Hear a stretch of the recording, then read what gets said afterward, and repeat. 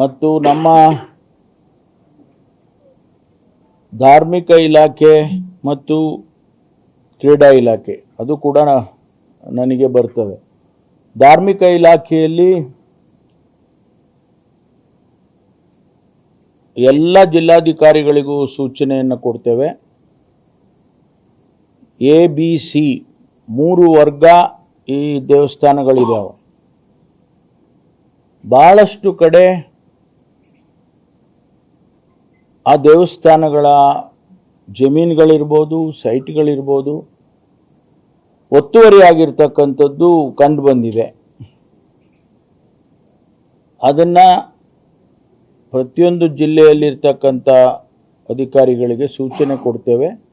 Survey ಮಾಡಿ, ಹದ್ಬಸ್ತ್ ಮಾಡಿ, ಒಂದು ವೇಳೆ ಆಗಿದ್ದರೆ ಅದನ್ನು ತೆರವು ಮಾಡಿ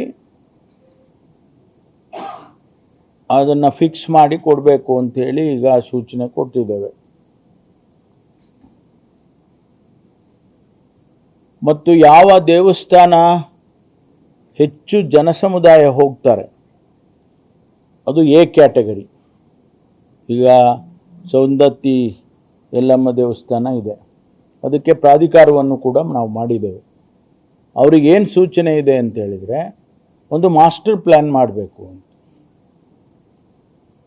ಆ ಮಾಸ್ಟರ್ ಪ್ಲ್ಯಾನ್ ಪ್ರಕಾರ ಜನರಿಗೆ ಯಾವುದೇ ರೀತಿಯಲ್ಲಿ ತೊಂದರೆ ಆಗಬಾರ್ದು, ಹೋದಾಗ ಅವರಿಗೆ ದರ್ಶನಕ್ಕೆ ತೊಂದರೆ ಆಗಬಾರ್ದು, ಪ್ರಸಾದ ತಗೊಳ್ಳೋದಕ್ಕೆ ತೊಂದರೆ ಆಗಬಾರ್ದು, ಮತ್ತು ಅವರಿಗೆ ಅಲ್ಲಿ ಹೋದ ಮೇಲೆ ಒಂದು ವೇಳೆ ಅವರು ಇರೋದಕ್ಕೆ ತಂಗೋದಕ್ಕೆ ಅವಕಾಶ ಮಾಡಿಕೊಡ್ಬೇಕು.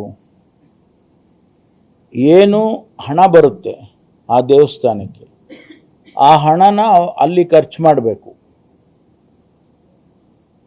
ಈ ಒಂದು ಇನ್ಫ್ರಾಸ್ಟ್ರಕ್ಚರ್ಗಳನ್ನ ಮಾಡಿಕೊಡೋದಕ್ಕೆ ಅವರು ಪ್ರಾಧಿಕಾರದಲ್ಲಾಗ್ಬೋದು, ಸರ್ಕಾರದಲ್ಲಾದರೂ ಅಪ್ರೂವಲ್ ತಗೊಂಡು ಮಾಡಬೇಕು. ಎಲ್ಲಿ ಪ್ರಾಧಿಕಾರ ಇಲ್ಲ ಅವರು ನೇರವಾಗಿ ಸರ್ಕಾರಕ್ಕೆ ಪ್ರಸ್ತಾವನೆಯನ್ನು ಕಳಿಸ್ಬೇಕು. ಇಲಾಖೆಯಲ್ಲಿ ನಾವು ಅದನ್ನು ಪರಿಶೀಲನೆ ಮಾಡಿ ಅನುಮೋದನೆ ಕೊಡ್ತೇವೆ, ಆಡಳಿತ ಅನುಮೋದನೆ ಕೊಡ್ತೇವೆ. ಆನಂತರ ಅವರು ಡೆವಲಪ್ ಮಾಡ್ಬೋದು. ಯಾವುದೇ ಕಾರಣಕ್ಕೂ ಯಾವುದೇ ದೇವಸ್ಥಾನದಲ್ಲಿ ಹಣ ಪೋಲಾಗೋದಕ್ಕೆ ಬಿಡೋದಿಲ್ಲ. ಕಟ್ಟುನಿಟ್ಟಿನ ಕ್ರಮ ತಗೊಳ್ತೀವಿ. ಇವತ್ತೇನು ನಮಗೆ ಅಯೋಧ್ಯೆಯಲ್ಲಿ ಆಗಿರ್ತಕ್ಕಂಥ ಘಟನೆ ಬಹುಶಃ ನಮಗೆ ಎಚ್ಚರಿಕೆಯ ಗಂಟೆಯನ್ನು ಕೊಟ್ಟಿದೆ ಅಂತೇಳಿ ಅಂದ್ಕೊಳ್ತೀನಿ ನಾನು. ಆ ರೀತಿ ಯಾವುದು ನಮ್ಮ A ಕ್ಯಾಟಗರಿ, B ಕ್ಯಾಟಗರಿ ಎಲ್ಲಿ ಹೆಚ್ಚು ಹಣ ಬರುತ್ತೆ ಅದನ್ನೆಲ್ಲ ನೋಡಿ ಅಲ್ಲಿ ಕಟ್ಟುನಿಟ್ಟಿನ ಕ್ರಮವನ್ನು ನಾವು ತಗೊಳ್ತೀವಿ.